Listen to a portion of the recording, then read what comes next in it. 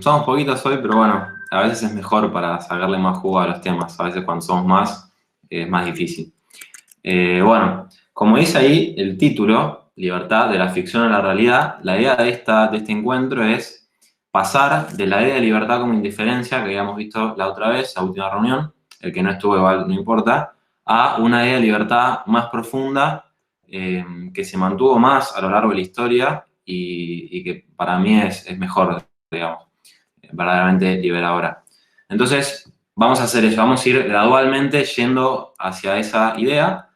Y la idea es que hoy leamos un poquito más algunos textos de Santo Tomás, que en general no hacemos mucho, pero bueno, hoy sean fuertes, les voy a pedir a alguno que lea, así que estén dispuestos a sacar micrófonos para leer, porque realmente Santo Tomás se ilumina mucho con lo que dice, así que vamos a hacer eso. Bueno, primero, el error es una verdad que se volvió loca, frase de Chesterton que seguro conocen, y ahí el tipo tiene dos opciones, ¿no? Dos caminos. Bueno, lo que quiero decir con esto es que la indiferencia, la indeterminación, en la que la otra postura hacía consistir toda la libertad, como diría Guido Casca, está mal, pero no tan mal. Porque la indiferencia o la indeterminación tiene que ver con la libertad.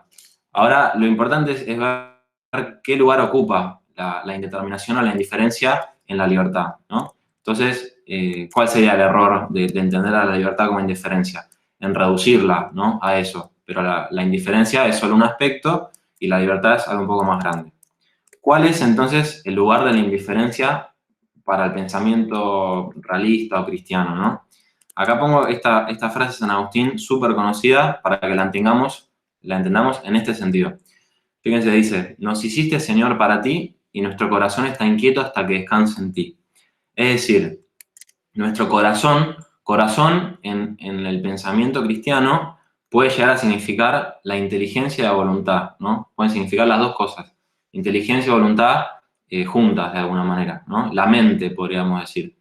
Y en ese sentido, nuestra mente apunta hacia Dios, necesariamente. Entonces, lo que dice esta frase es que estamos hechos para Dios, o sea, todas las personas, todos los hombres tienen una natural tendencia u orientación necesaria hacia la felicidad, hacia satisfacer la propia naturaleza, en definitiva hacia Dios, ¿no? Todas las personas tienden hacia Dios, aunque no sepan que es a Dios a lo que están tendiendo, ¿no? Pero bueno, en principio todos tienden a la felicidad. No se puede querer no ser feliz, porque para eso estamos, ¿no? Bien. Y nuestro corazón está inquieto hasta que descanse en ti. Entonces, el corazón, respecto de todos los bienes particulares que no son el bien último, el bien infinito, está inquieta. Entonces, la indiferencia, la indeterminación, parecería ser esa inquietud que tiene el ser humano respecto de todas las cosas que no son Dios, de todas las cosas que no son ese fin último al cual tiende necesariamente, ¿no? Bien, acá Santo Tomás lo dice de una manera mucho menos poética, como lo podría decir San Agustín, pero bueno, al modo de Santo Tomás está dicho, ¿no? Eh, Paréntesis, cualquiera que quiera decir algo, dígalo, ¿eh? Porque este es un tema a veces no muy intuitivo o difícil también. Fíjense, Tommy, ¿puedes leer el texto? Por favor, es un honor, por favor. Bueno, es Gracias. necesidad del bien y elección de los medios. Vamos a En leer. todo- ¿Eh? Necesidad del fin, no del bien. Aunque es lo mismo, pero bueno. Es que yo estoy un paso adelantado. Nada, mentira. Bueno, bueno, bueno, dale. Sí, estoy cansado, disculpen, gente. Sigo. En todos los bienes particulares, la inteligencia puede considerar la razón de algún bien o el defecto de algún bien, que tiene razón de mal. Según esto, puede aprender cualquiera de estos bienes como elegible o como rechazable. En cambio, al bien perfecto, que es la bienaventuranza, la inteligencia no puede aprenderlo bajo razón de mal o de algún defecto. Y por eso el hombre quiere la bienaventuranza necesariamente y no puede querer no ser feliz. Ahora bien, como la lección no trata del fin, entonces no es del bien perfecto, que es la bienaventuranza, sino de los otros bienes particulares.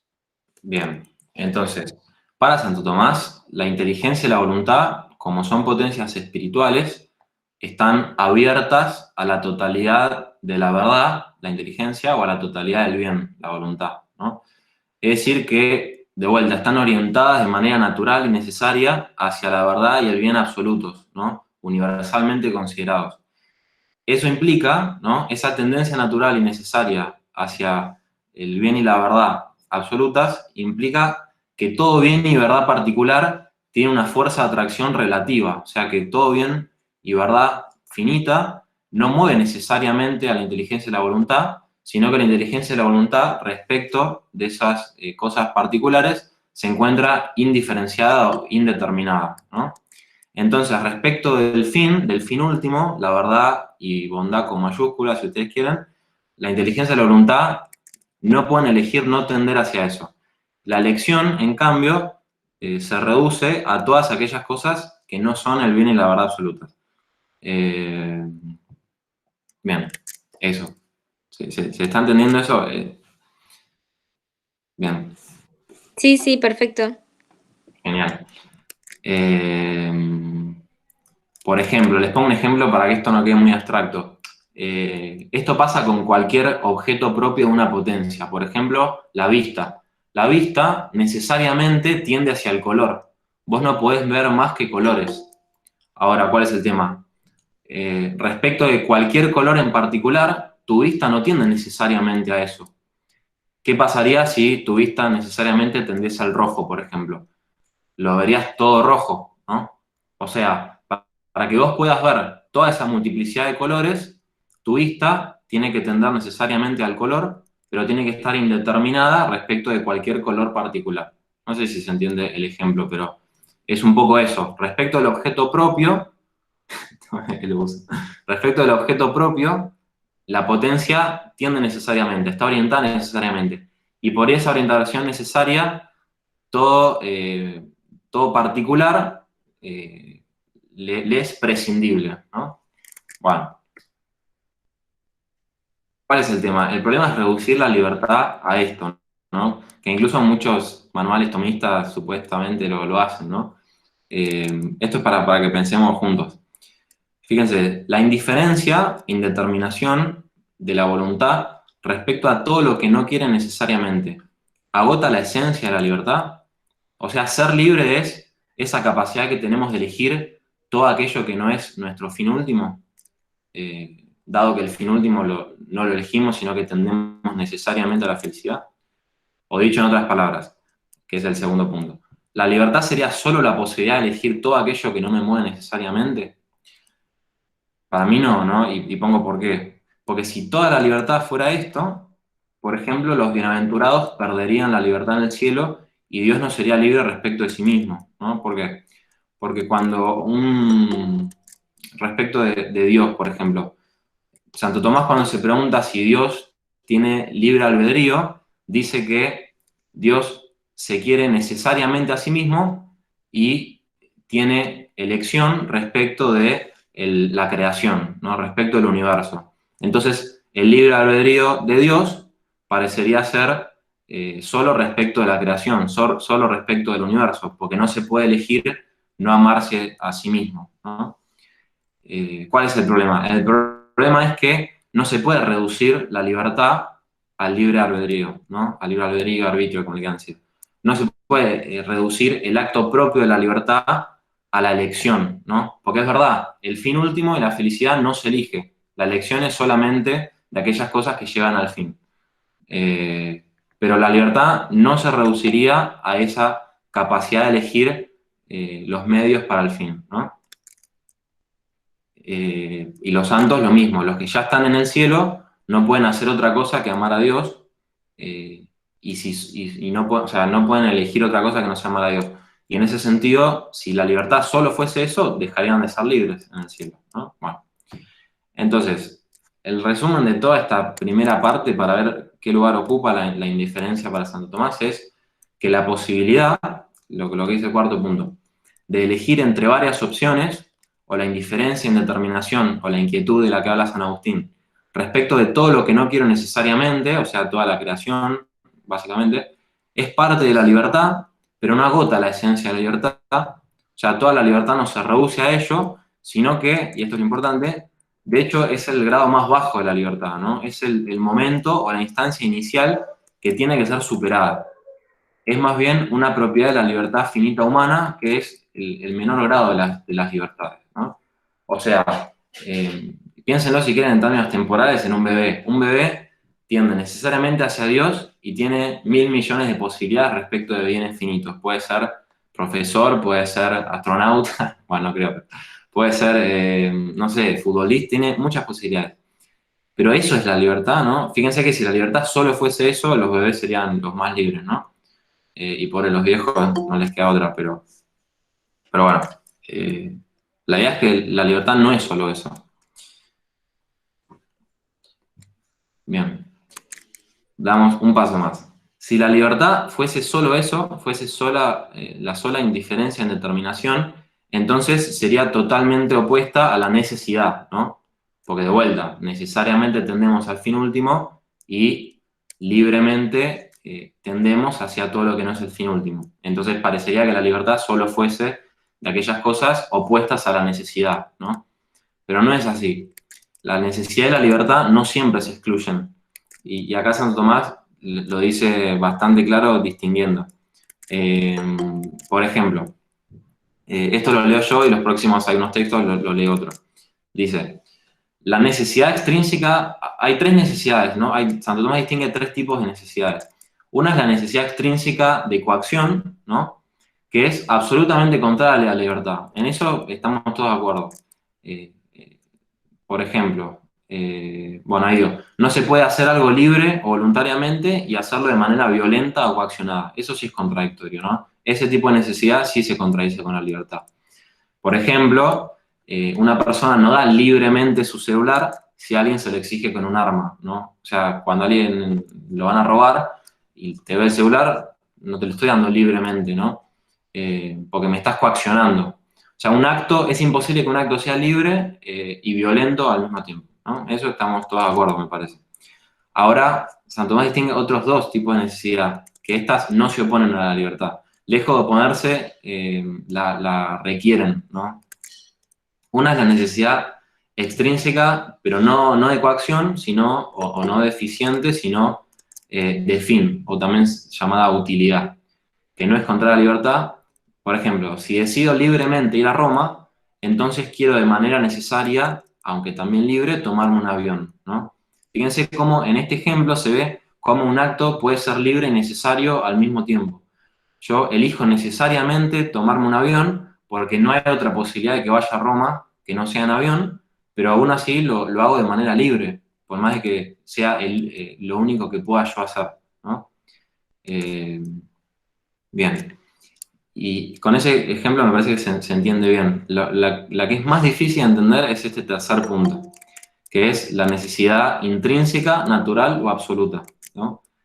Que tampoco es contraria a la libertad, y como les digo, no solo no es contraria, sino que es necesaria para que haya libertad. Y ahora explico por qué. Dice, la voluntad tiende hacia la felicidad de manera necesaria, pero libre, ¿no? Lo que hemos dicho de que el corazón está hecho para Dios, para la felicidad, para la plenitud, para la perfección, bueno, esa tendencia es necesaria, vos no podés elegir no querer ser feliz, pero aún así, Santo Tomás dice, es libre. O sea, a la tendencia a la felicidad es libre y necesaria. Y acá otra cosa importante es, incluso la misma capacidad de elegir solo es posible si está esa tendencia necesaria. O dicho en otras palabras, la tendencia necesaria a la felicidad hace que uno, o sea, fundamenta el hecho de que uno pueda elegir todo lo que, en lo que no está la felicidad. Porque de hecho, todos los bienes particulares, uno no los elegiría si no viese en ellos, si no quisiese ser feliz, ¿no? O sea, todo lo que nosotros hacemos, lo hacemos en cuanto que queremos ser felices. Por eso, la natural o la necesaria tendencia de la voluntad hacia el bien absoluto fundamenta todas las elecciones particulares, ¿no? Todas las elecciones particulares no son más que una instancia particular en la que yo me decido orientar hacia lo que yo pienso que es la felicidad, ¿no? Obviamente, esto no lo aclaré, pero es importante, la felicidad no se elige, pero sí se elige el contenido de la felicidad. Esto Santo Tomás lo aclara, porque él dice, todas las personas tienden a la felicidad, pero no todas tienden a lo que en lo que consiste la felicidad, que es Dios. Algunas eligen poner el placer, por ejemplo, en la felicidad, o al revés, poner la felicidad en el placer. Otras deciden poner la felicidad en las riquezas, otras deciden poner la felicidad en el poder. Pero eso no quita que la persona tienda naturalmente a Dios. El problema es que pone en otras cosas que no son Dios lo que solo Dios le puede dar. Por eso la persona que busca como fin último todas estas cosas, las riquezas, la fama, el poder, el dinero, lo que sea, se termina frustrando, porque lo único que sacia, como dice San Agustín, el corazón del hombre es Dios, y todo lo otro me mantiene inquieto. En todo lo que no es el fin último, el alma siempre está con falta de reposo. Cuando alcanza a Dios, alcanza paz, porque alcanza descanso, alcanza reposo. La felicidad es eso, es el reposo de la voluntad en el bien. Y de la paz y el gozo, ¿no? Dice Santo Tomás también. Bien. Entonces, esto es lo importante. Y ahora vamos a ver por qué esta mesa ahí. Ya lo voy a explicar. Floppy, ¿querés leer el primer texto? Yo leo el título. Dice, un acto entonces puede ser libre y necesario en algún sentido al mismo tiempo. Fíjense, si la libertad fuese indiferencia, esto no podría ser así. No podría un acto ser libre y al mismo tiempo necesario. Pero si la libertad es algo más que indiferencia, un acto puede ser necesario también y libre al mismo tiempo.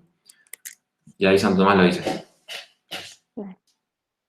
Sí, el libre arbitrio estuviese determinado, si el libre arbitrio estuviese determinado a una única cosa, por ejemplo, a amar a Dios, lo que no puede no hacer, sin embargo, esto no anularía la libertad, o razón de alabanza o mérito, porque hacia aquello no tiende coaccionada, sino espontáneamente, y así es dueño de su acto.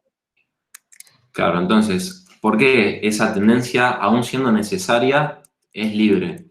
Y porque la libertad está en el hecho de que esa tendencia justamente es natural, o sea, va de acuerdo a lo que yo más profundamente tiendo, ¿no?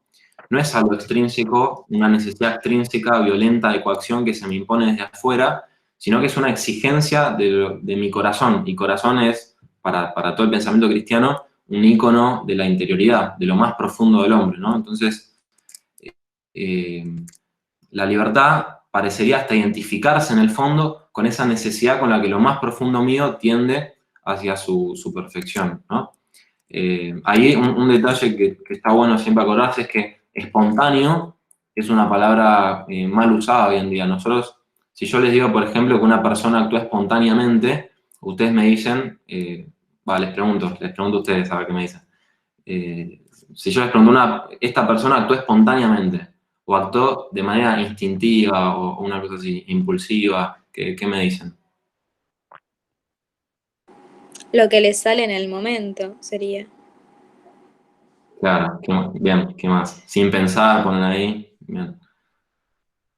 Bueno, fíjense, lo que les sale en el momento es como algo casual, medio provisorio, medio del momento significa no permanente. Sin pensar significa de una manera medio animalesca, superficial. Bueno, para Santo Tomás, en realidad, lo espontáneo es totalmente lo opuesto. Cuando una persona actúa espontáneamente, significa que actúa desde lo más profundo de su ser, ¿no? O sea, desde lo más permanente y de lo más pensado posible. No pensado a nivel de racionamiento, sino a nivel de lo que en el fondo quiere de una manera natural e intuitiva.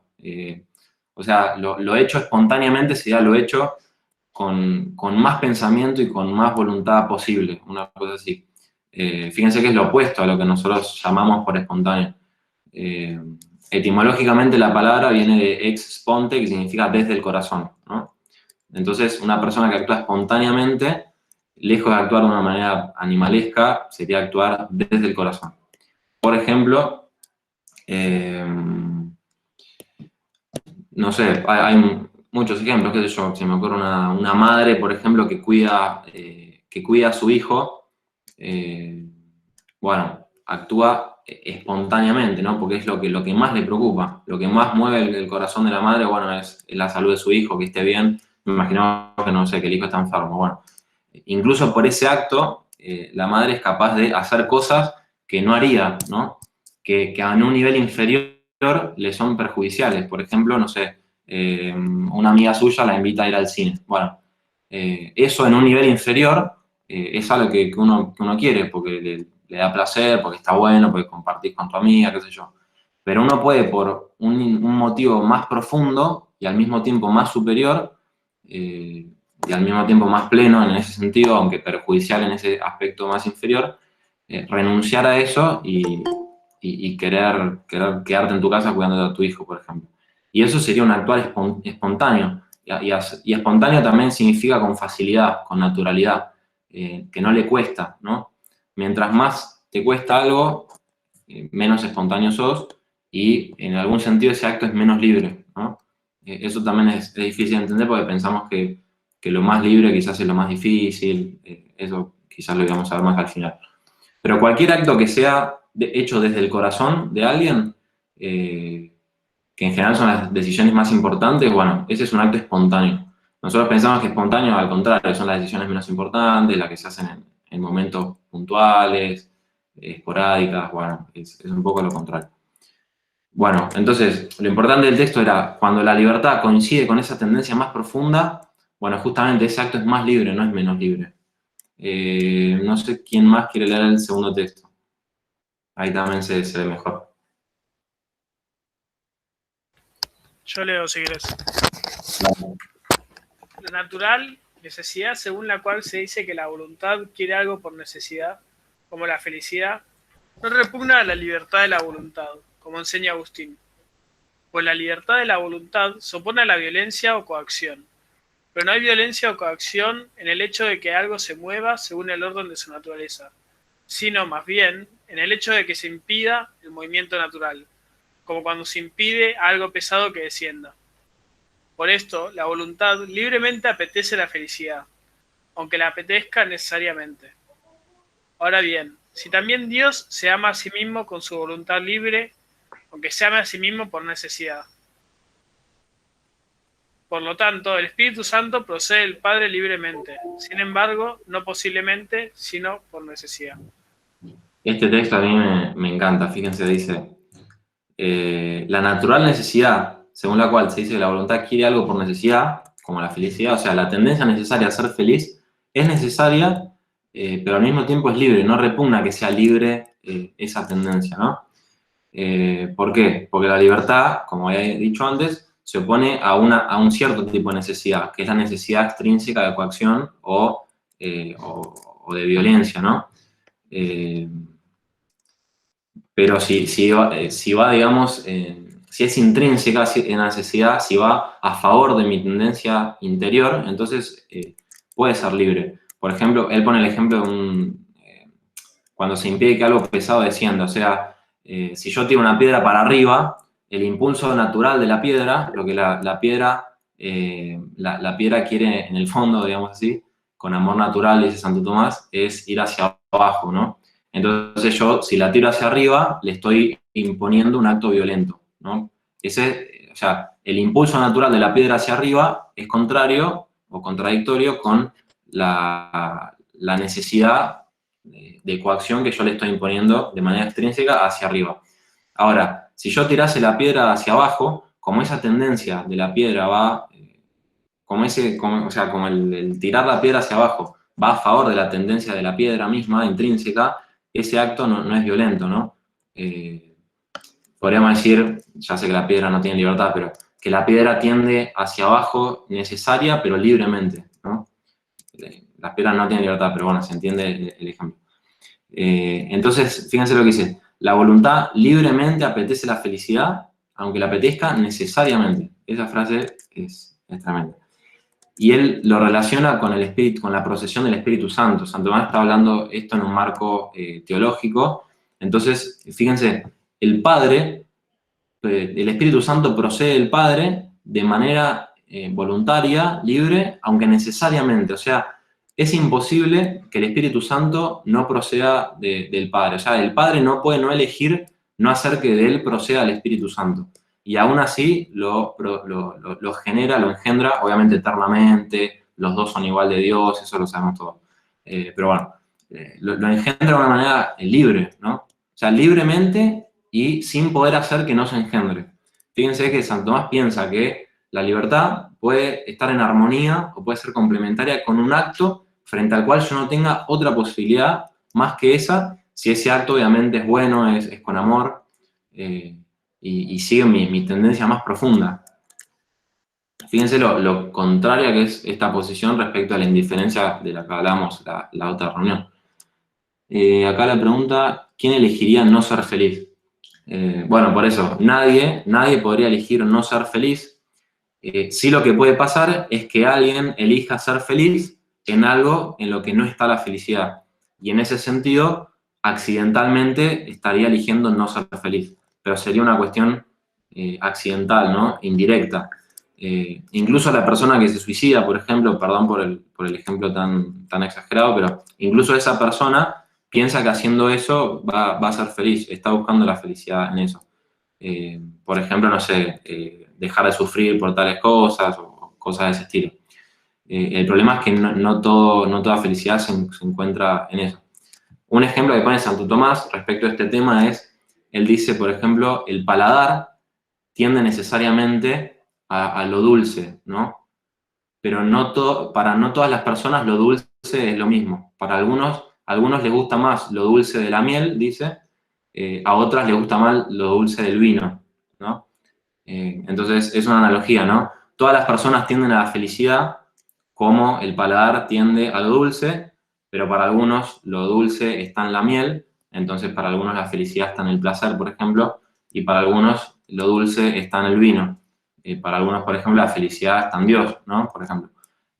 Bueno, y después, obviamente, que dice que así como lo más dulce se toma del apetito más refinado, del paladar más fino, bueno, así también el en qué consiste la felicidad se toma del mejor apetito. Y por eso, bueno, los que apetecen a Dios apetecen bien la felicidad y la van a encontrar. La libertad del Espíritu Santo. Bueno, no me voy a meter en ese tema teológico porque no lo sé, la verdad, pero no, internamente en la Trinidad, por ejemplo, el Espíritu Santo, que es el amor entre el Padre y el Hijo, bueno, eso se produce de manera necesaria, pero lo importante es que también es libre, ¿no? Eso quería dejar en claro, no me quiero meter en la Trinidad. Y ahí está Messi, ¿por qué está Messi ahí? El ejemplo de Messi era por esto. Imagínense que ustedes son fanáticos de Messi, ¿no? Y le organizan a ustedes un encuentro personal con Messi en el estadio, no sé, en el estadio de Barcelona, y le dicen a qué hora va a ser, o sea, está todo pautado para que ustedes estén en ese encuentro con Messi. Ahí, en ese ejemplo, uno se da cuenta como el hecho de juntarme con Messi, imagínense, no sé, que mi amigo me lleva en auto, todo lo que quieran, bueno, mientras más necesariamente se dé ese hecho, o sea, mientras más imposible sea que ese hecho no ocurra, al mismo tiempo va a ser también más libre, ¿no? O sea, yo me voy a encontrar con Messi de manera libre, porque es lo que más feliz me hace, porque soy fanático, y aún así mientras más necesario suceda eso, para mí mejor, no me quitaría libertad, me aumentaría la libertad. O sea, si hubiese la posibilidad de que ese encuentro no se dé y que suceda otra cosa, eso no me haría más libre, ¿no? No me haría menos libre, me haría menos libre, ¿no?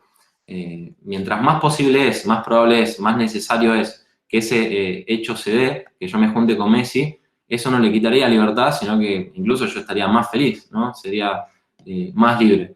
El ejemplo, creo que Bruno ponía el ejemplo el otro día de cuando uno come en un restaurante y tiene muchas opciones. Bueno, imagínense que vas al restaurante y hay una sola opción, pero resulta que esa opción es tu comida favorita. Vos necesariamente elegirías esa comida y aún así sería para vos lo más libre posible, ¿no? Porque coincide con tu tendencia más profunda. aunque la elijas necesariamente. No sé si se empieza a ver, digamos, la profunda conexión que en definitiva hay entre una libertad plena y la necesidad o la determinación.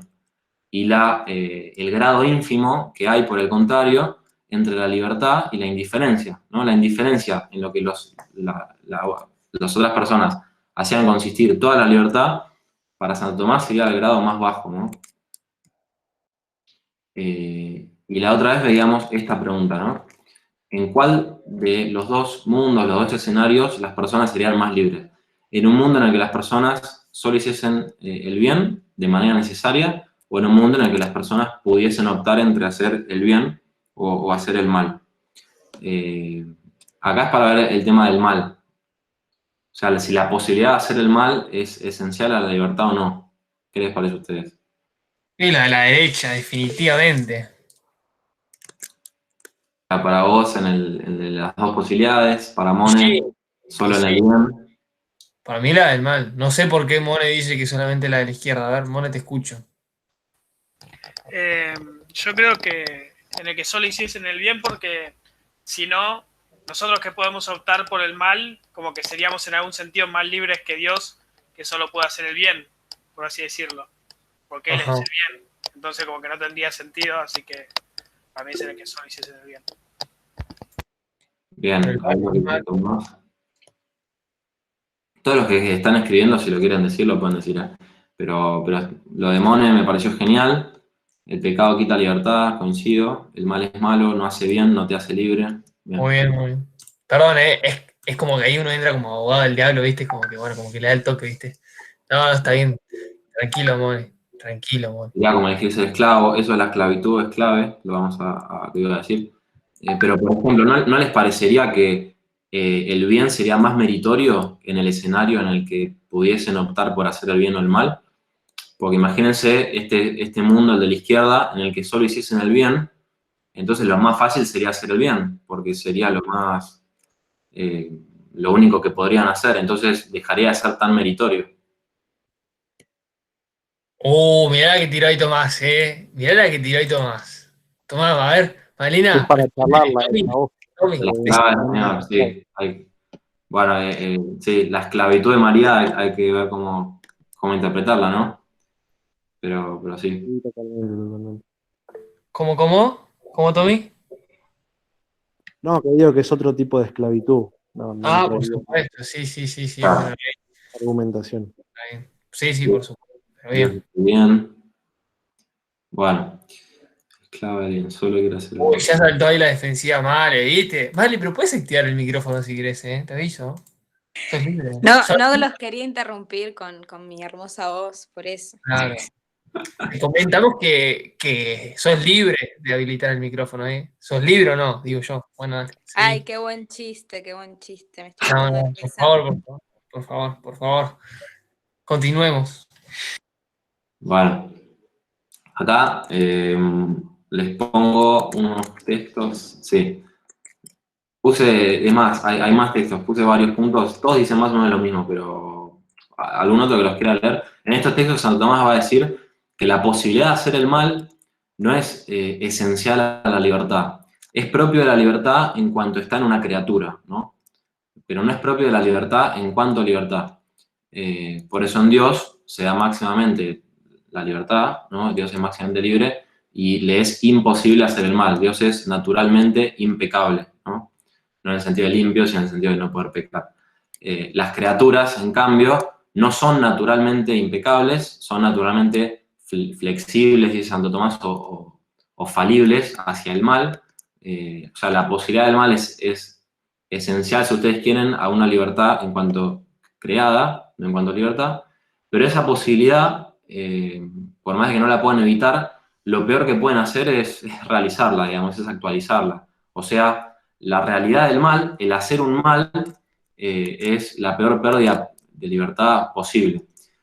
Acá una cosita, algo que dice Kierkegaard en relación a esto que está bueno, es que en la línea del bien siempre la realidad es mejor que la posibilidad, ¿no? Esto me parece obvio. Por ejemplo, no sé, plata. Es mejor tener plata real que tener la posibilidad de tener plata, ¿no?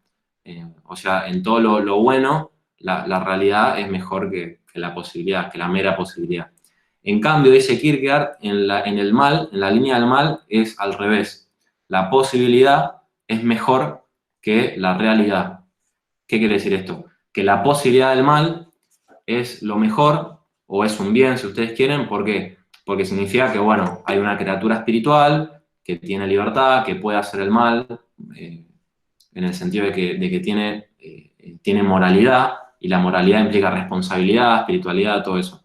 Ahora, la realidad del mal, el hecho de hacer un mal concreto, es lo peor que puede haber, ¿no? Entonces, en el mal es el único caso en el que la posibilidad es mejor que la realidad. Bueno, eso un paréntesis igual. Pero en estos textos Santo Tomás va a decir eso, va a hablar de que la libertad no le es esencial esta capacidad de elegir entre el bien y el mal, ¿no? De hecho, es justamente una característica de este grado más bajo de la libertad. Pero mientras más alto es el grado de la libertad, menos posibilidad de hacer el mal, y aún así, más libertad, ¿no? No sé quién los quiere leer a los textos. No los voy a comentar porque dicen esto y más o menos dicen lo mismo. Igual si alguno los quiere comentar, lo puede hacer. ¿Alguno los quiere leer? Si querés leo yo. Hola, Juaco, ya que te sumás, léelo. Dale. Dale, ahí va. ¿Se me escucha bien? Perfecto. Bien. Libertad y mal. Poder pecar no es libertad de arbitrio ni parte de la libertad, como dice Anselmo. Aunque el libre arbitrio en nosotros se relacione tanto hacia el bien como hacia el mal, sin embargo, no es para el mal, sino para el bien. No pertenece a la esencia del libre arbitrio que se relacione indeterminadamente hacia el bien o hacia el mal, porque el libre arbitrio está ordenado por sí mismo hacia el bien, puesto que el bien es objeto de la voluntad, y no tiende hacia el mal, sino a causa de algún defecto, porque se aprende como bueno, puesto que la voluntad o la elección no son sino del bien o del bien aparente. Y por esto, donde existiese un libre arbitrio perfectísimo, allí no podría tender hacia el mal, porque no puede ser imperfecto. ¿Sigo? Dale. Que el libre arbitrio pueda elegir algo separándose del orden del fin, lo que es pecar, esto pertenece al defecto de libertad. Por esto, hay mayor libertad de arbitrio en los ángeles, que no pueden pecar, que en nosotros, que podemos pecar. Hay Querer el... un Sí, detalle, una estupidez, pero los escenarios que planteábamos antes, bueno, ahí Santo Tomás lo responde. Fíjense, por ejemplo, un escenario en el que hay ángeles que no pueden pecar. Bueno, Santo Tomás ahí está diciendo que serían más libres que otro escenario donde, por ejemplo, hayan hombres que pueden pecar, ¿no? querer el mal ni es libertad, ni parte de la libertad, aunque sea cierto signo de libertad. Poder elegir el mal no pertenece a la esencia del libre arbitrio, sino que se sigue del libre arbitrio según que está en la naturaleza creada que puede decaer. Bueno, yo creo que quedó bastante claro, pero ¿alguno quiere decir algo que le llama la atención? Puede ser. Yo tengo una duda que tal vez es medio goma. Si es muy goma no la contestan. Dale, Pero dale. entonces podríamos decir que el demonio, cuando decide negar a Dios, pierde completamente su libertad. ¿O sería alguna cosa extraña eso? No completamente. O sea, el demonio está, como se dice, confirmado en el mal. Ya no puede ir al cielo ni nada de eso, pero aún le queda libertad en cuanto a capacidad de hacer algo o no hacerlo, o de hacerlo de tal o cual manera. Justamente, bueno, es un buen ejemplo, ¿no? Porque ahí estamos viendo a un ser sumamente superior que lamentablemente tomó una decisión que lo llevó a un estado de total infelicidad y esclavitud y pérdida de libertad.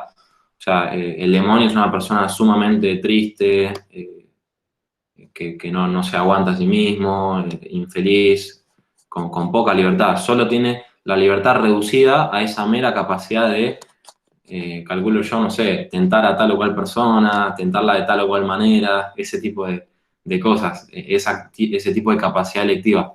Pero lo peor, me parece a mí, es que sigue estando en el ángel esa tendencia profunda hacia Dios. Eso es lo más terrible. Porque están en el ángel, perdón, en el demonio, sigue estando el deseo de infinitud, el deseo de una unión personal con la Trinidad. Eso es la visión beatífica, ¿no? Una unión gozosa en la Trinidad de personas. Bueno, sigue estando ese deseo profundo en el demonio, y lo que más lo hace infeliz es saber que nunca lo va a alcanzar, ¿no?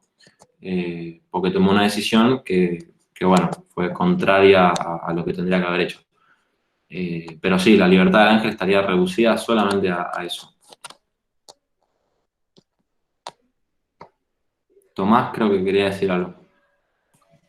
Sí, era algo relacionado a eso, pero supongo que cuando Santo Tomás dice que los ángeles no pueden pecar, está refiriéndose justamente a los no caídos, porque esa era la duda que me había quedado. Ah, sí, sí, sí. Sí, se está refiriendo a los que ya están salvados, a los ángeles buenos. Santo Tomás en general cuando habla de ángeles se refiere a los buenos y demonios, bueno, a los malos. No lo suele usar como un término genérico, ni suele hablar de ángeles malos, sino de directamente ángeles y demonios, ¿no? Pero se entiende que los dos son criaturas espirituales. Bueno. Bien, entonces, esto por un lado, el tema de la posibilidad del mal, que no es esencial a la libertad, ¿no? Eso es una cierta característica de la libertad, es un cierto signo de ella, dice ahí Santo Tomás, que está en las criaturas libres pero finitas, falibles, ¿no? En Dios no existe, ni en los bienaventurados que están confirmados en el bien, tampoco. O sea, Dios y los bienaventurados, tanto ángeles como santos, así como la Virgen y Cristo en vida, necesariamente hacían el bien, les es imposible hacer el mal, aunque cada uno con sus diferencias, ¿no? O sea, Dios por naturaleza y las criaturas por gracia, ¿no? Bien. Respecto del mal, la otra pregunta que habíamos planteado era esta, ¿no? Que también es difícil. ¿Qué es más placentero, incluso físicamente, lo moral o lo inmoral? No sé si alguno la quiere responder, pero no sé si se acuerdan que habíamos dicho que en general una persona común y corriente nos va a decir que lo inmoral es más placentero, ¿no? Hasta les parecería obvio. Y estaría en ese sentido pensando que la moral es una cierta represión contraria a lo que yo más quiero, y que ser inmoral, o sea, hacer el mal, es una especie de liberación de mis tendencias más profundas, ¿no? Muchas veces nosotros pensamos que cuando hacemos el mal es hacer en el fondo lo que, bueno, es justamente hacer lo que en el fondo queríamos hacer, ¿no? Para Santo Tomás, esto quizás suena paradójico, pero bueno, yo creo que se va a entender. Mientras más ganas tuviese de hacer el mal, bueno, menos malo sería, ¿no? Por eso, o sea, muchas veces pensamos, mientras más ganas tenía, o sea, tuve que pecar porque tenía muchas ganas. Bueno, muchas veces pensamos así, bueno, si tuviste muchas ganas, Santo Tomás te diría que no pecaste. ¿Por qué? Porque el pecado no es lo más originario, no es la tendencia más profunda, sino algo superficial, algo que va contrario a lo que yo más quiero. Y por eso esta cita de Santo Tomás, ¿no? Él dice, el pecado es contrario a la inclinación natural. Y ahí la foto, bueno, se ve en las adicciones, me parece que se ve claro. Es verdad que al principio quizás los males te dan, bueno, un cierto placer particular, inmediato, pero pasan 2 segundos y ya te arrepentís y empieza a haber una especie de tensión, de contradicción en el placer sensible y lo que yo en el fondo quiero hacer. Y eso es lo que se vive con gran frustración y represión, ¿no? O sea, en el fondo Santo Tomás, fíjense que está diciendo que el pecado no es la liberación de una tendencia profunda, sino al contrario, es ir en contra de mi inclinación natural, o sea, de lo que yo más profundamente tiendo. Una persona que fuese capaz de actuar siempre desde lo más profundo, desde lo que más quiere, bueno, sería imposible hacer el mal. Por eso el mal, repito, no es lo originario, siempre es algo secundario, siempre es un acto incompleto, ¿no? Porque el mal, como seguramente saben, no es un ser, sino que es la falta de ser, es privación. Es algo que podría llegar a tener más plenitud y no la tiene. Entonces, cuando uno hace un acto malo, es como una especie de acto que se queda a mitad de camino que si uno hiciese el bien, lo podría hacer de una manera más plena. Por eso siempre en el bien uno puede llegar a encontrar mayor plenitud de la que encontraría en el mal. O sea, todo lo que el lujurioso, por ejemplo, busca desordenadamente en el placer, una persona casta lo encuentra de una manera mucho más plena y profunda porque lo encuentra de una manera más ordenada. Lo que a simple vista también parece poco intuitivo, ¿no? Porque parecería que un lujurioso tiene más placer que alguien casto. Pero si no entendemos a la castidad como represión, bueno, uno puede entender que el placer unido al amor es mucho más satisfactorio, ¿no? Que una persona que solo busca el placer por el placer mismo, hacia uno mismo, que lo termina dividiendo de las demás personas porque las termina objetivando, termina con poco control propio, entonces se termina siendo esclavo del placer y más, en cambio el casto, el placer es como que le está a su servicio, ¿no? Sabe usar el placer porque lo tiene dominado y en ese sentido es más libre. En cambio el otro es más como un animalito que cuando tiene ganas, bueno, se reproduce, por ejemplo. Ahí uno empieza a ver en dónde hay mayor libertad. Ya alguien había puesto, a simple vista, lo inmoral es más placentero, hay la tentación, pero la verdad es que lo moral siempre va a ser más placentero. Tal cual, me parece que es así. Pero bueno, entonces, esto del mal, que el mal, lejos de liberar, reprime y frustra, ¿no? Por eso siempre que uno avanza en el pecado, ¿por qué sigue avanzando? Y porque no encontró lo que buscaba y piensa que si busca más lo va a encontrar, ¿no? Pero eso lo termina frustrando más y haciendo más esclavo. O sea, el mal y los vicios siempre se experimenta como falta de libertad, no como aumentadora de libertad. Bien. O sea, si uno se vuelve esclavo de las ganas. Claro, se vuelve esclavo de su deseo sin dominarlo, ¿no? Si uno fuese capaz de dominarlo, y dominarlo no es reprimirlo, sino ordenarlo hacia su punto más alto, bueno, sería más libre. ¿Alguno quiere leer estos 3 puntos? Es un poco lo que dijimos de que en Dios y los santos no hay posibilidad de hacer el mal y aún así son máximamente libres, para cerrar con esta idea de la libertad y el mal. Yo leo si quieren. Dale. ¿Desde el primero o...? Sí, por favor. Máxima libertad. Dios y los bienaventurados o santos, hombres y ángeles, necesariamente hacen el bien. Les es imposible hacer el mal. Tienen la voluntad confirmada en el bien, ya sea por naturaleza o gracia, y aún así son máximamente libres. Dios no puede pecar. A nadie conviene más la libertad que a la primera causa que es Dios. Ahí se me fue el... Ahí está. Perdón.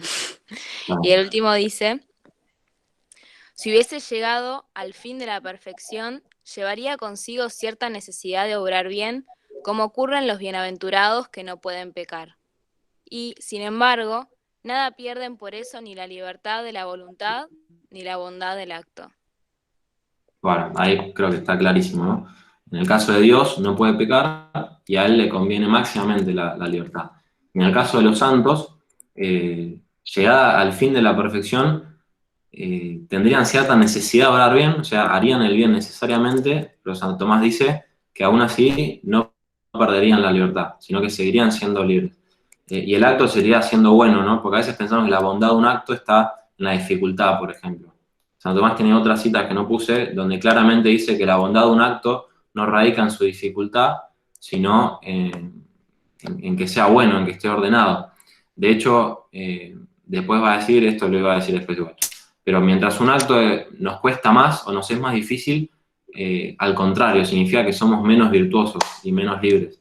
La libertad profunda hace que uno tenga una cierta connaturalidad con el bien y en ese sentido mayor facilidad.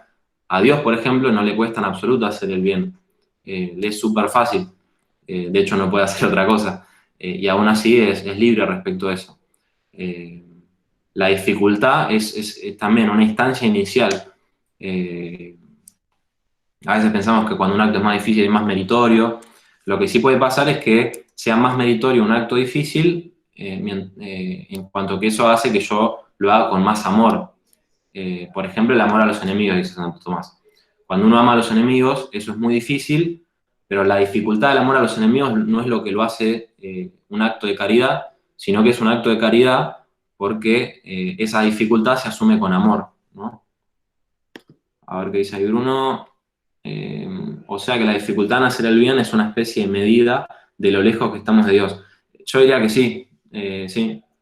Mientras más difícil nos cuesta hacer el bien, ya dicho así uno se da cuenta que algo está pasando, ¿no? O sea, si yo fuese una persona muy buena, significa que el bien no me cuesta, es lo que hago de una manera más rápida y fácil. De hecho, la virtud, justamente es eso lo vamos a decir después, pero bueno, lo decimos ahora. Virtud, que viene de virtus, ¿no? De vir, fuerza. La virtud es fuerza, o sea, algo que no cuesta. Me da capacidad, me da poder. La virtud vuelve a las cosas más fáciles, ¿no? A veces se piensa que la virtud es lo difícil, bueno, nada que ver, es lo opuesto. La virtud hace que algo que me cueste, bueno, yo lo termino haciendo de una manera rápida, de una manera fácil, estable, y Santo Tomás también dice, con placer, ¿no? Si un acto de virtud no te parece placentero, significa que no tenés la virtud, ¿no? Pero bueno, eso lo vemos después. Pero bueno, poco a poco, el título era, ¿no?, de la ficción a la realidad. La idea era llegar a esto, a la definición de libertad. Para uno será indiferencia, bueno, me parece que la verdadera libertad es esto, es autodeterminación hacia el bien. Y ahí un poco un análisis chiquito de la definición, es que determinación va en contra tanto de indeterminación o indiferencia, ¿sí? La libertad no es estar indeterminado, sino que eso es un instante inicial, el más imperfecto en el camino de la libertad. Y ¿no? Autodeterminación es que esa determinación no es impuesta extrínsecamente de manera violenta por un agente externo, sino que si es externo, bueno, si es necesidad de fin, acuérdense lo que vimos en necesidad, bueno, no es violenta, pero sobre todo auto quiere decir a que brota desde mí, ¿no? Desde lo más profundo. La libertad tiene que ver con la profundidad, ¿no? Por eso a veces las decisiones más libres nos dan miedo y nos sentimos vértigo, ¿no? El vértigo es símbolo de lo que estamos decidiendo, es algo profundo. Por eso la gente no suele hacer decisiones con mucha libertad, me parece a mí, porque las hace de una manera superficial. O sea, la gente busca la exterioridad porque tiene miedo de la interioridad en donde se juegan las decisiones más importantes, ¿no? Por eso la libertad siempre, no sé si siempre, pero los autores que más trataron la libertad siempre la unieron a la cuestión de, ¿cómo se dice? Me sale drama, pero sí, a la cuestión del vértigo, de angustia, eso. Sartre, por ejemplo, en esto se lo reconocemos, une el tema de la libertad con la angustia. Decidir libremente tendría que producir angustia, dice. En su contexto significa algo. Para nuestro contexto significa que, claro, una decisión libre produce angustia porque se está jugando algo profundo y grande, ¿no? No es una decisión superficial, sino que se juega algo desde el corazón, ¿no? No me acuerdo qué santo dice que cuando un arco, antes de disparar, se tensa, ¿no? Bueno, con la libertad pasa lo mismo. Antes de decidir, hay una cierta tensión, porque cuando uno decide, como dice la palabra, corta, ¿no? Decidir es decide, cortar, separar. Cuando uno decide, se limita a algo y decide no limitarse a todo lo demás, ¿no? Entonces produce cierta tensión, cierto drama, cierta angustia, porque tiene que ver con el corazón y la profundidad. Bueno. Y hacia el bien, porque no es hacia el mal, porque como dijimos, el mal no libera, sino que por su pobreza reprime y frustra y esclaviza, como dijeron ustedes. Bien. Una decisión que implica, estoy leyendo lo que dice Joaco.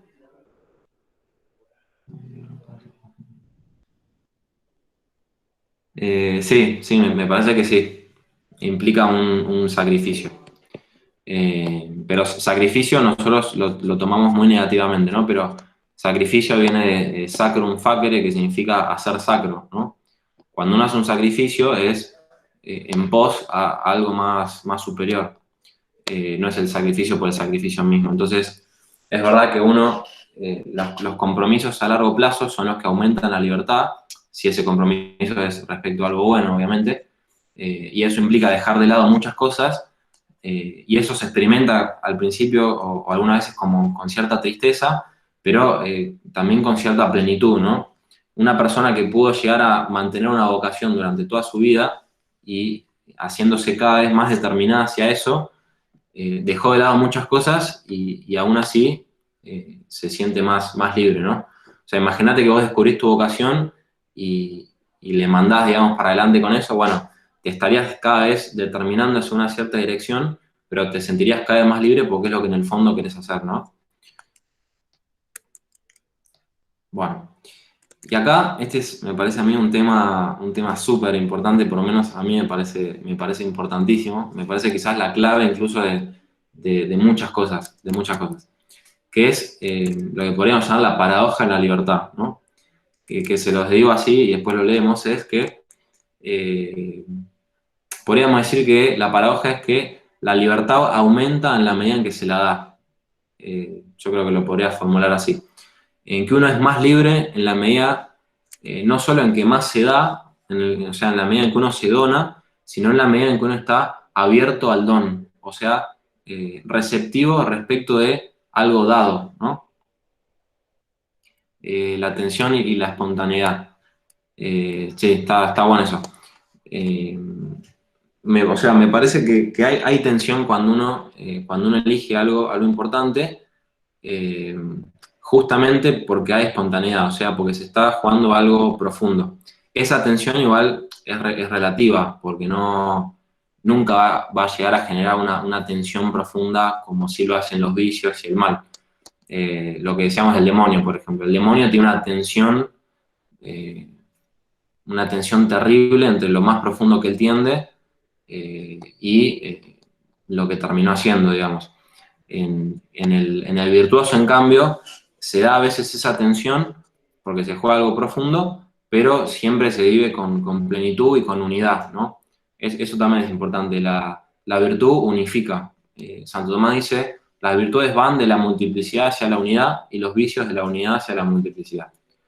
Entonces, los vicios como que desgarran a la persona y le provocan una tensión profunda, que no es esta de la que estamos hablando, y en cambio las virtudes provocan en uno armonía. Uno empieza a unificar toda su persona. Una persona más libre es una persona más unificada, ¿no? Donde todas sus dimensiones están integradas. La palabra diablo, por ejemplo, incluso significa eso, viene de diabalo, que significa arrojar entre, o sea, separar. El diablo es el que separa, el que divide. En cambio, la virtud o el bien unifica, produce mayor unidad y en ese sentido menos tensión. Pero a veces la tensión viene dada porque se juega algo grande, ¿no? Ese es como el drama del hombre, que sabe que en cada decisión se está jugando algo eterno, ¿no? Por eso cada instante en el que uno decide, bueno, de alguna manera la eternidad está presente. Kierkegaard, por ejemplo, habla de los instantes eternos. O sea, la eternidad ya está presente en el tiempo, dice.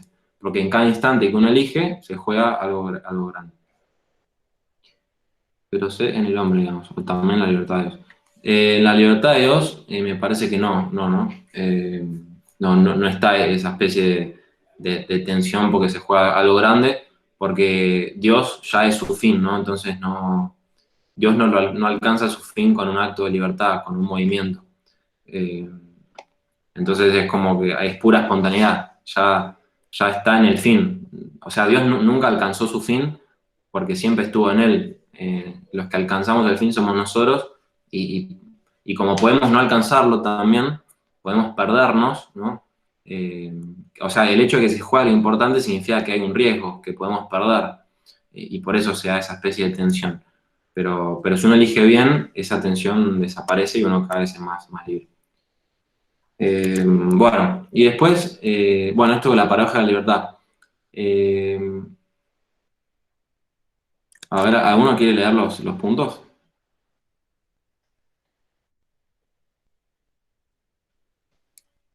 Yo lo puedo leer. Dale.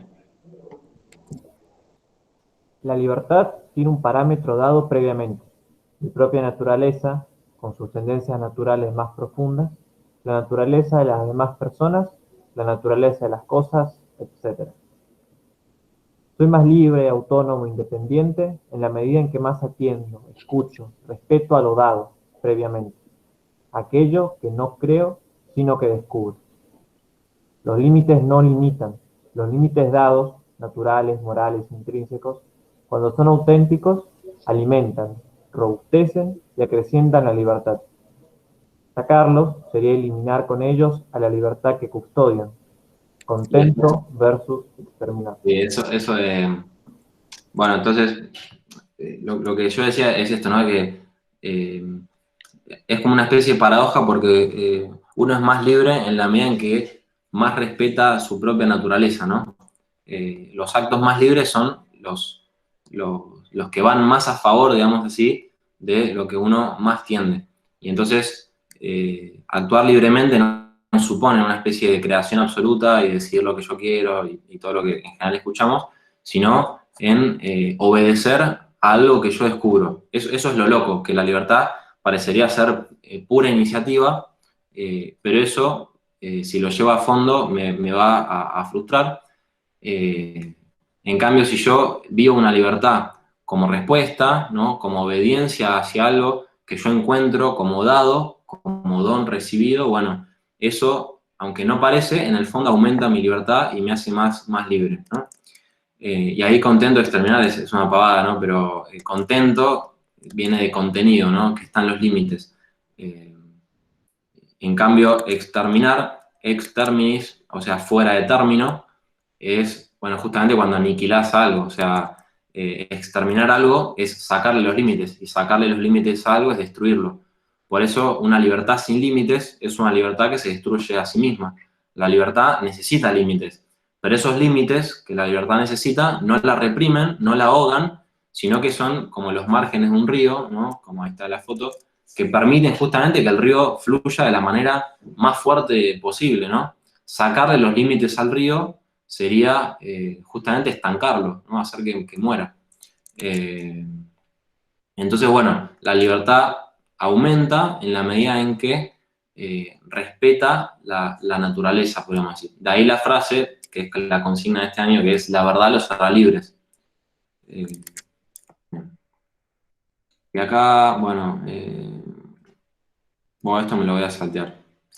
No, mentira, voy a decir quizás lo primero. Acá pongo, bueno, la imagen de la escuela de Atenas, ¿no? Porque acá pongo algunas palabras griegas y latinas que no nos asusten. Eidopoiesis y paralaxis. ¿Qué es eidopoiesis? ¿Alguno sabe qué es? ¿Qué es esto? Eidopoiesis. ¿Lo escuchó alguna vez? ¿No? Bueno.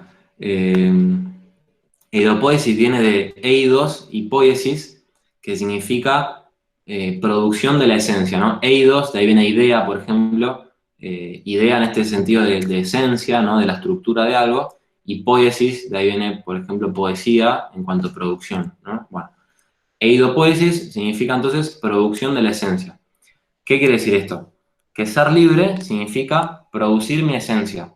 ¿Pero en qué sentido? No en el sentido de crearme una esencia, de darme mi naturaleza, ¿no? Como la gente suele decir, en definir quién soy, no. En el sentido de actuar en conformidad con mi naturaleza, ¿no? O sea, ejercer actos que amplíen lo que yo ya soy, ¿no? En desplegar lo que yo ya soy, en ratificar mi propia naturaleza y en explicitarla más, digamos, ¿no?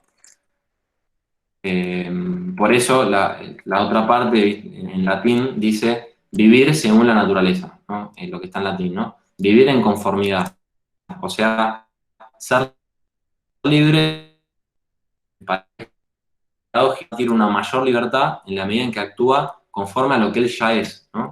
En la medida en que uno despliega con más fuerza lo que uno ya tiene de alguna manera, como en su principio, en uno. Por ejemplo, no sé, una semilla en potencia es un árbol, ¿no? Entonces, todo el crecimiento de la semilla depende de esa actualización de lo que ya es. sería absurdo pensar que la semilla, no sé, tratar de convertirla en un perro. O sea, eso la va a matar y le hace mal. Lo que le hace bien a la semilla es tener actos que vayan en la línea de lo que ya es, ¿no? Por eso hay que regarla, por eso, bueno, todas sus acciones tienen que ampliar lo que ya es su naturaleza. Paralaxis, que es la otra palabra griega, viene de para-alo, que significa hacia otro. Entonces, si la hidropoiesis es un cambio perfectivo de la propia naturaleza, es actuar conforme a lo que yo ya soy, bueno, la paralaxis es un cambio alterativo de la propia naturaleza. O sea, un cambio hacia otra cosa que yo no soy y que quizás pienso ser, ¿no? Que es lo peor. Entonces, ¿cuántas personas tienen una imagen de sí mismas, por ejemplo, que verdaderamente no son y quieren ser algo que en el fondo las perjudica porque no son eso principalmente, ¿no? O buscan algo que en el fondo no coincide con lo que tendrían que buscar. Los ejemplos que ponemos de la felicidad, ¿no? Las personas que buscan la felicidad, la riqueza, el placer, la fama, el honor, los típicos ejemplos que pone Santo Tomás.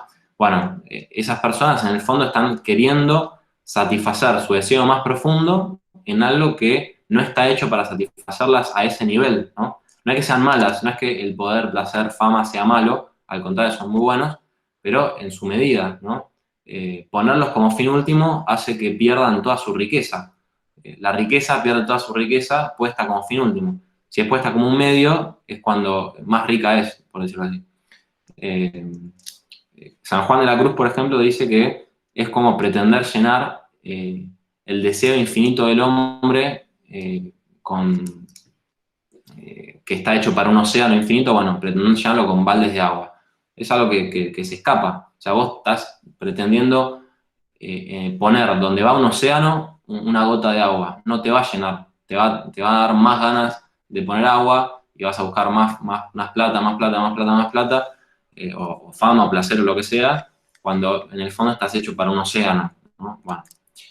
Entonces, esto, conocerse uno mismo, conocer la propia naturaleza y ser lo que se es, ¿no? Esas son las frases griegas que resumen un poco esto. Conócete a ti mismo y amate a ti mismo, ¿no? Esto era un poco todo lo que yo quería dejar en claro, ¿no? Esta otra idea de libertad, que es autodeterminación de saber. Yo iría cerrando. Mi idea ahora, las próximas diapositivas, era ver, bueno, la libertad en relación a temas particulares. Por ejemplo, la libertad y Dios, que ese tema había quedado, la libertad y la educación, la libertad y el arte. No lo vamos a ver todos porque si no se va a hacer largo, entonces los puse al Pepe, el que me quiere pedir la diapositiva, el PowerPoint lo vemos, pero bueno, voy a poner solo este de arte para que se vea. Primero porque es un video y es gracioso, así se distienden un poco. Y segundo porque en el arte el tema de la libertad se ve claro, esta idea de libertad. Bueno, primero lo vemos. A ver. Pongo play.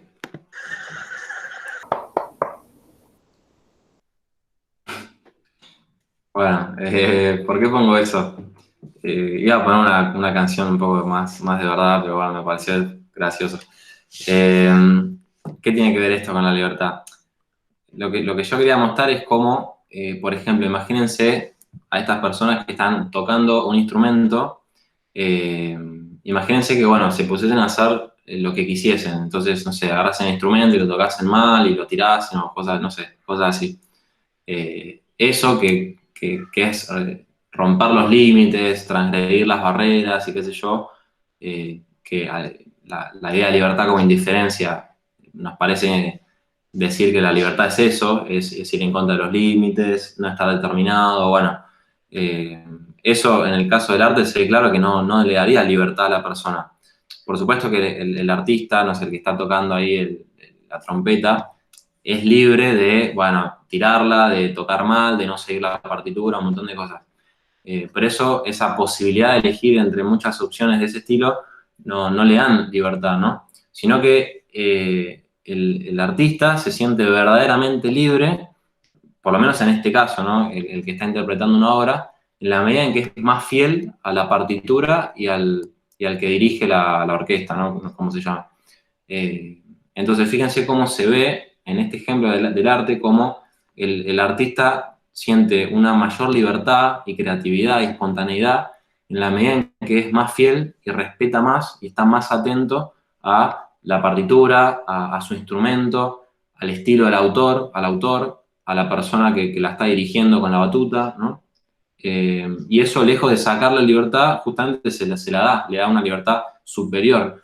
Qué sé yo, si vos le estás enseñando a alguien a tocar el piano y pone mal los dedos y hace lo que quiere, bueno, claramente no tiene esa libertad, ¿no? En cambio, una persona que sabe seguir bien, ¿no? El ritmo y todo eso, bueno, es más libre. Incluso, justamente, una persona que necesariamente hiciese bien eso y le fuese imposible equivocarse, sería todavía más libre, ¿no? Bueno, entonces creo que con el arte se ve bien. Después, bueno, está el tema de la educación, es un poco eso.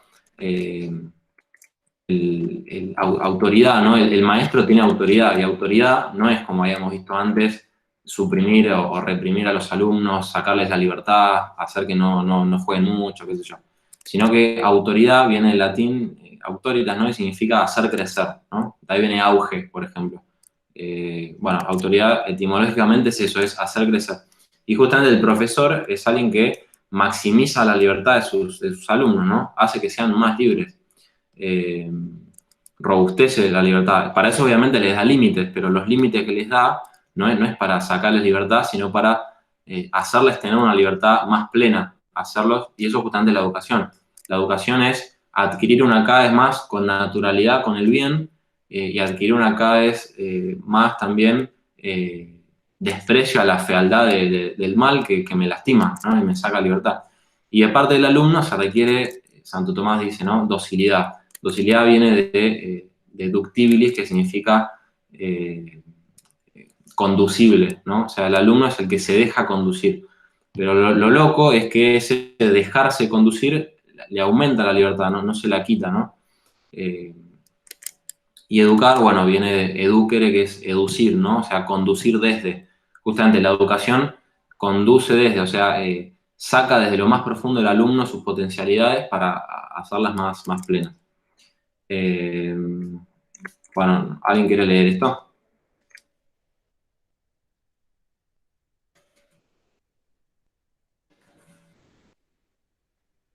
Si querés, leo yo. O alguien abrió que no leyó antes. ¿Alguien que no haya leído quiere?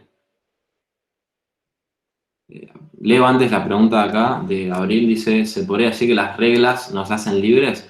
Sí, obviamente las reglas auténticas, ¿no? O sea, las verdaderas leyes, los verdaderos límites, las verdaderas reglas, las verdaderas normas, justamente no nos permiten hacer lo que querramos, o sea, hacer cualquier cosa, pero nos permiten una libertad superior, ¿no? Si son las auténticas, sí. Por ejemplo, lo que decíamos del arte, ahí se ve bien y puede ser aplicado a la vida.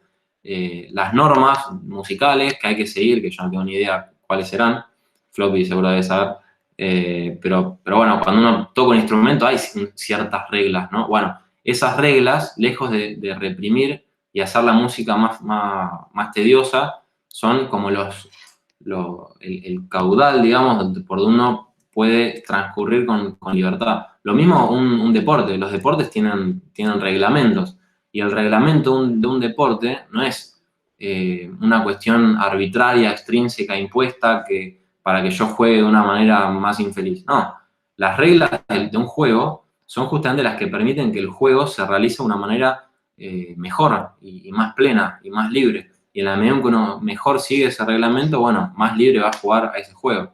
Si uno rompe las reglas en un juego, bueno, es peor. Bueno, eso, libertad artística.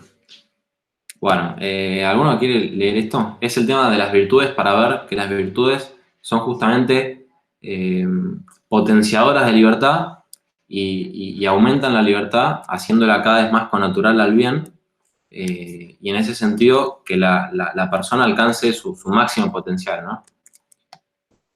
Floppy dice que quiere leer. Bueno, vale. Si nadie que no haya leído quiere. Las potencias racionales que son propias del hombre no están determinadas a un solo acto, sino más bien indeterminadas respecto de muchos, pues se determinan a los actos por los hábitos. Por tanto, las virtudes humanas son hábitos. Ese texto lo puse porque fíjense que para Santo Tomás, lo que habíamos dicho, ¿no? Las potencias, la inteligencia y la voluntad están indeterminadas, o sea, están abiertas a la totalidad del bien y la verdad, y justamente ese es un estado inicial imperfecto, y por eso son necesarias las virtudes. O sea, ¿qué son las virtudes? Son como añadidos a las potencias para que se determinen cada vez más al bien y la verdad, ¿no? Si la libertad fuese indiferencia, las virtudes no tendrían sentido, porque les sacarían indiferencia a las potencias. Pero si la libertad es estar cada vez más determinado hacia el bien, bueno, entonces la virtud sirve justamente para eso, para hacer que nuestras capacidades dejen de estar tan indiferentes respecto a la realidad y pasen a determinarse cada vez más hacia lo mejor, ¿no? Bueno, después el segundo texto, si querés lo salteamos. Bueno, el otro lo salteamos. Bueno, y después estaba el tema de Dios, pero lo vamos a saltear, lamentablemente, porque ya nos estamos pasando un poco de hora. Y terminamos, algunos sí que no haya leído que lea esto, pero terminamos de una manera inesperada, ¿no? Porque Descartes se supone que es el principio de todos los errores habidos y por haber. Es muy poco querido, digamos, por muchas personas, pero por lo menos en este tema, ¿no? En el tema de la libertad y también en el del mal, estaría bueno también ver textos de él sobre el mal, pero bueno, no podemos, pero bueno, en el de la libertad, Descartes en su época fue más tomista que los tomistas de su época, ¿no? Mucha gente en su época sostenía que la libertad era indeterminación, indiferencia, y en cambio él, de una manera súper lúcida, sostuvo esta idea de libertad tradicional, clásica, que está en Santo Tomás, como vimos, y que consiste justamente en la autodeterminación hacia el bien. Así que, si alguno quiere leer esto, y con esto yo creo que esto resume todo y terminamos. Si no se entiende, se explica, ¿no? Pero yo creo que lo van a entender, si entendieron todo lo que dijimos. Yo si querés lo leo, Drome, pero ya leí en realidad, así que no sé si hay alguien que quiera. Lo que significa bueno, dale, leo, Joaco. Si alguno más quería, genial, pero si no leo. Bueno, dale. Para ser libre no es requisito necesario que me sean indiferentes los dos términos opuestos de mi elección. Ocurre más bien que cuanto más propendo a uno de ellos, sea porque conozco con certeza que en él están el bien y la verdad, sea porque Dios dispone así el interior de mi pensamiento, tanto más libremente lo escojo. Y ciertamente la gracia divina y el conocimiento natural, lejos de disminuir mi libertad, la aumentan y corroboran. Es en cambio aquella indiferencia que experimento cuando ninguna razón me dirige a una parte más que a otra, el grado ínfimo de la libertad, y más bien arguye imperfección en el conocimiento, que perfección en la voluntad, pues de conocer yo siempre con claridad lo que es bueno y verdadero, sería por completo libre, sin ser nunca indiferente. Perfecto. ¿Lo pudieron seguir todos o algunos se perdieron alguna partecita?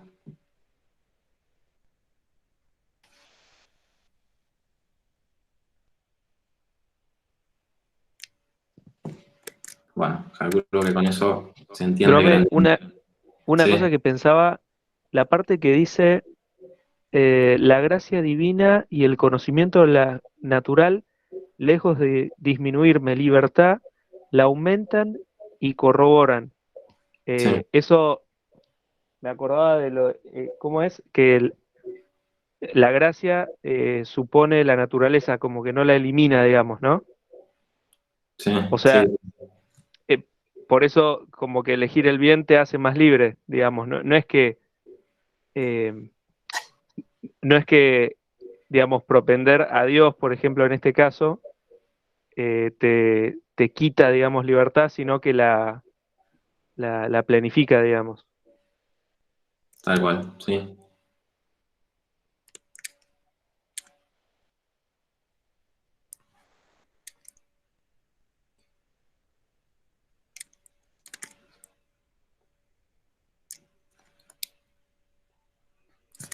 Bien, bueno, ¿alguien más?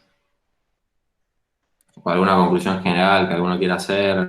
¿O algo de todo lo que dijimos que le haya quedado? No sé qué piensan. Yo mientras escuchaba se me ocurría esta distinción, ¿no?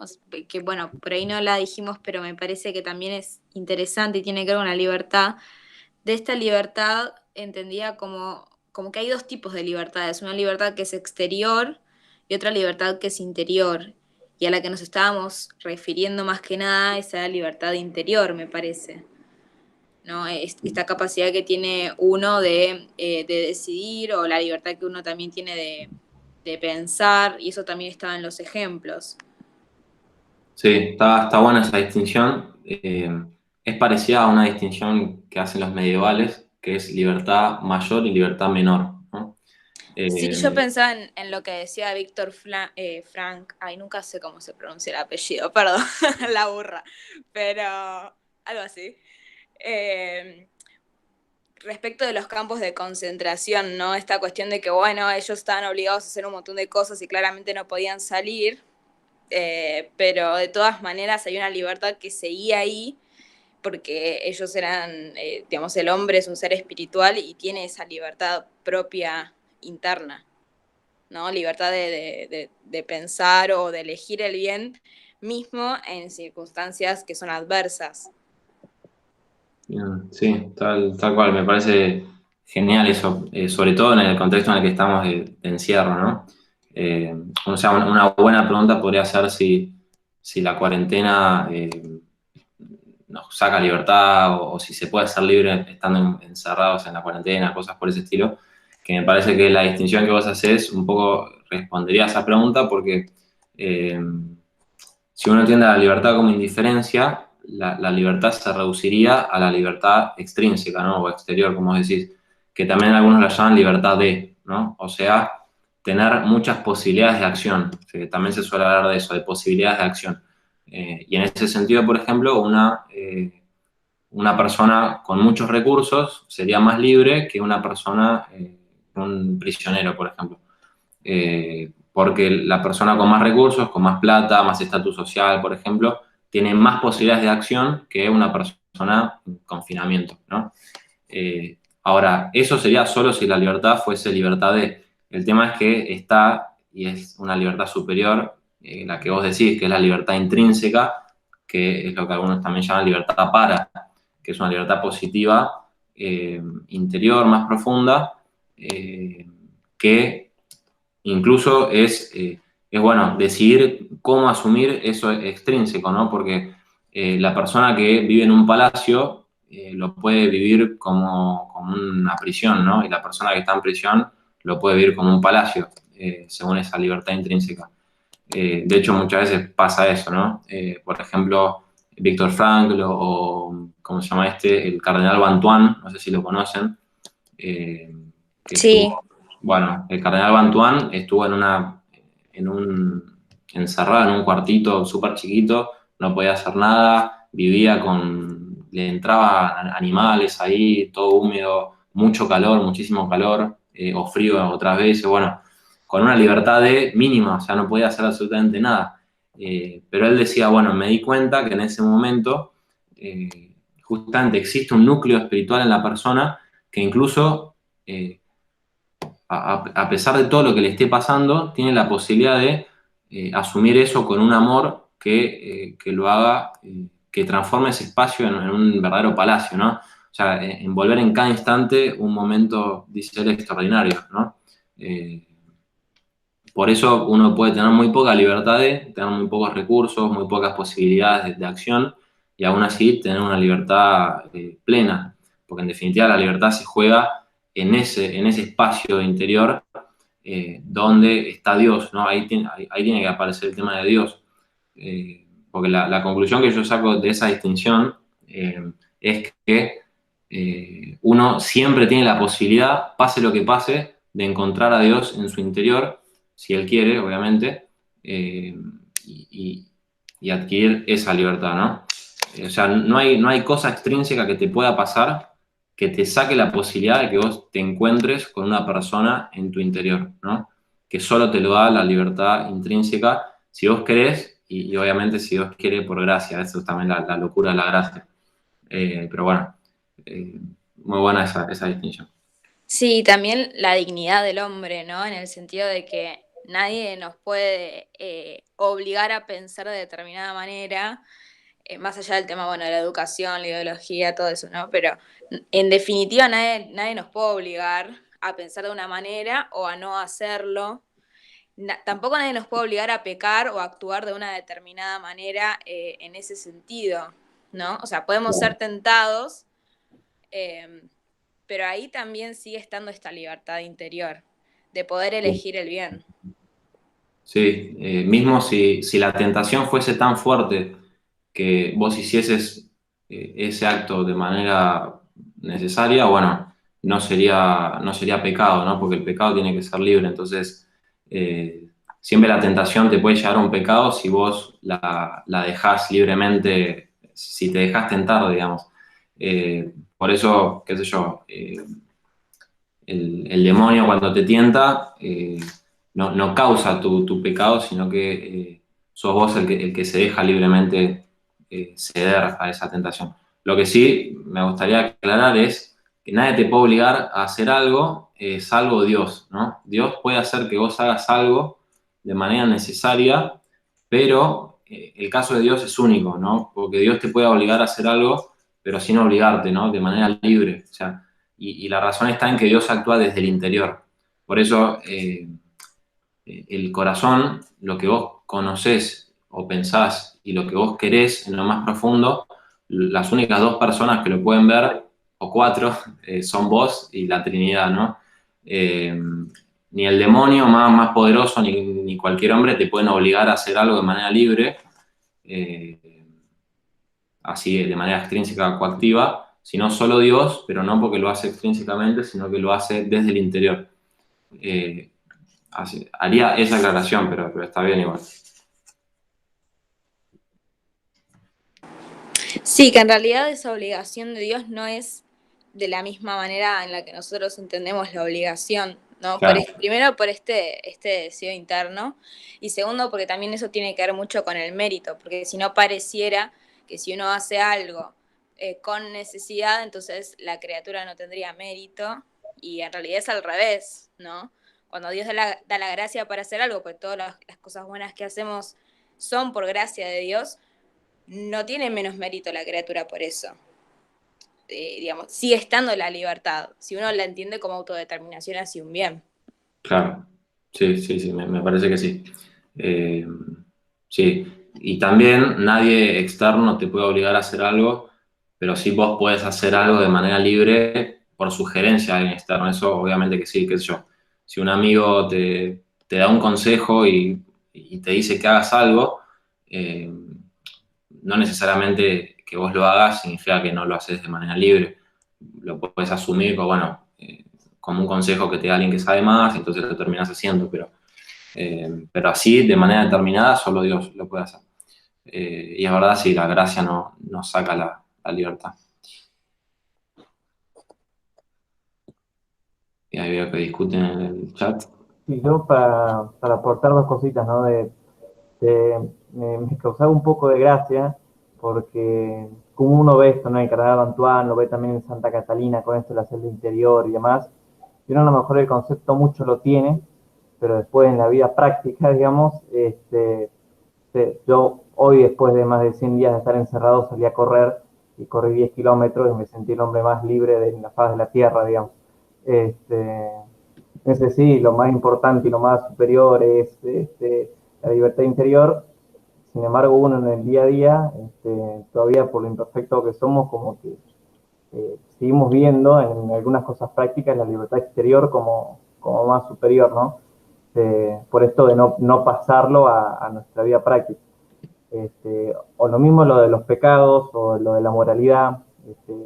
Por más que entendemos que lo moral es lo más perfecto, lo que nos hace más felices y demás, como nos gusta y nos tienta lo inmoral a veces,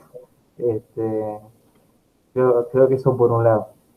Y otra cosa que me da mucho la atención era esto de la vocación, ¿no? Cómo en la vocación, que está pensada por Dios desde la eternidad para cada uno, de vos, Drome, como filósofo, de Malena como teóloga, Floppy como cantante de Broadway, o René Dee como arzobispo, cómo son cosas que Dios ya tenía pensado desde siempre y es una única cosa que de todas las opciones de carreras que podamos elegir, esa es la única que nos va a hacer plenamente felices, ¿no? Y cómo está el tema de descubrir cuál es esa vocación.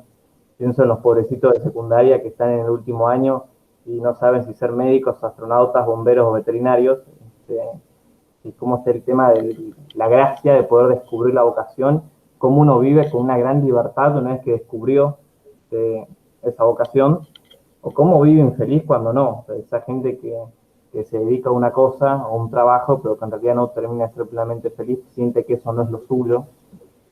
Pero bueno, eso me quedo ahí picando.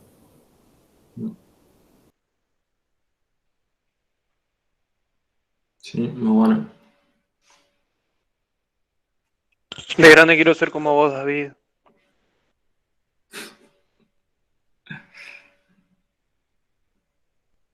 Bueno, con ese comentario, si quieren, podemos terminar.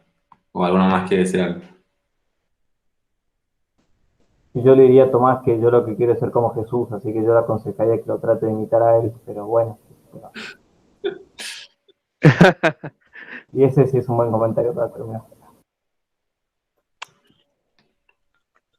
Sin comentarios. Bueno,